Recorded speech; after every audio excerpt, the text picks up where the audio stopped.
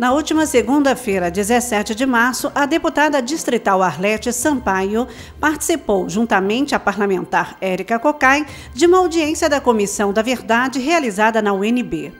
Frente aos representantes da comissão e do público que participou da sessão aberta, a parlamentar lembrou de histórias de organizações estudantis na década de 70, época em que o Brasil enfrentava a ditadura militar, e Arlete era estudante de medicina da Universidade de Brasília. Nós organizamos uma eleição, movimentamos a universidade, fizemos várias chapas e, obviamente, com a movimentação no campus da campanha eleitoral, as eleições foram proibidas.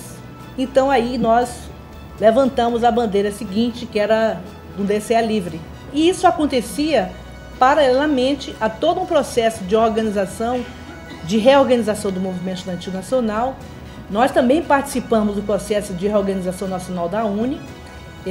Fomos até Belo Horizonte, que haveria um encontro estudantil com a finalidade de rediscutir a refundação da UNE. Eu me lembro que a gente saiu daqui num carro que nós arrumamos emprestado, com 6 pessoas. A gente dividiu o carro para ter uma pessoa de cada corrente, para junto irmos para Belo Horizonte. E fomos para Belo Horizonte, a gente sentia a repressão na estrada, em todos os lugares, tinha controle. E naquela época eu já era integrante da corrente nacional do movimento estudantil chamada Liberdade e Luta, né, a corrente que se vinculava a uma organização clandestina trotskista. Chegamos até a porta da Faculdade de Medicina lá em Belo Horizonte e não conseguimos entrar, porque quando nós chegamos lá, os estudantes que estavam lá dentro já estavam detidos. Nós ficamos lá de fora tentando entrar e a polícia, um cordão, impedindo a nossa entrada e mantendo os que estavam lá dentro presos. Lembro bem que eu vi na hora que o comandante da tropa pegou o walkie-talkie e deu uma ordem. Quando eu vi, eu chamei os brasileiros para sairmos dali, porque a gente ia apanhar, a gente ia ser preso. Nós saímos e, efetivamente, todos que ficaram foram presos. Nós saímos correndo, conseguimos entrar no restaurante, despistar. Mas em todo lugar, era impressionante, em todo lugar de Belo Horizonte que chegasse, tinha polícia. Junto com Arlete, a também deputada e ex-estudante da Universidade de Brasília, Érica Cocai, lembrou de atos em que ambas participaram juntas da resistência estudantil e sofreram repressão por parte dos militares. Eu entrei na universidade por vestibular, no curso de psicologia, em 1976. E naquela época eu estava na fila para fazer a minha matrícula e alguém passou distribuindo um panfleto chamando para uma assembleia. Aquilo me chamou muita atenção e nós fomos lá para fazer essa discussão e eu adentrei no movimento estudantil de uma forma muito imediata. E nós fazíamos a assembleia para discutir as liberdades democráticas. Havia um nível de vida na universidade que a gente precisa resgatar, de vida política.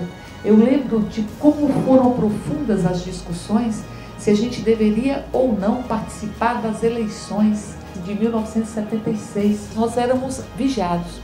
A gente só foi perceber isso porque nós sofremos uma detenção em São Paulo. Eu, pelo menos, fui salva porque ninguém descobriu que eu era de Brasília e a minha carteira de identidade era do Ceará e buscaram meus arquivos do Ceará, que eu nasci no Ceará.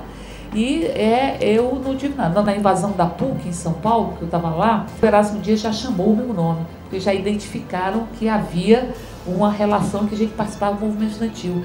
Mas naquela ocasião, nós tivemos a prisão de alguns companheiros, a detenção, e eles levantaram o dossiê. Tinha tudo que você tinha feito na Universidade de Brasília.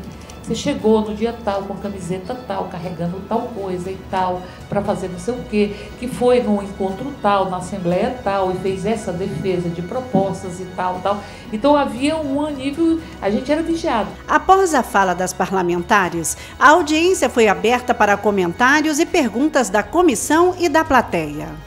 Minha questão é bem pontual, me interessam as fotografias dos processos que sofreram os estudantes em 77, o inquérito, né? São 13 álbuns da Arlete, tem uma foto muito expressiva, né? Discussão de uma assembleia no nosso Teatro de Arena. Me interessa isso, se percebia que eles estavam muito próximos ou se era só daqui de cima mesmo.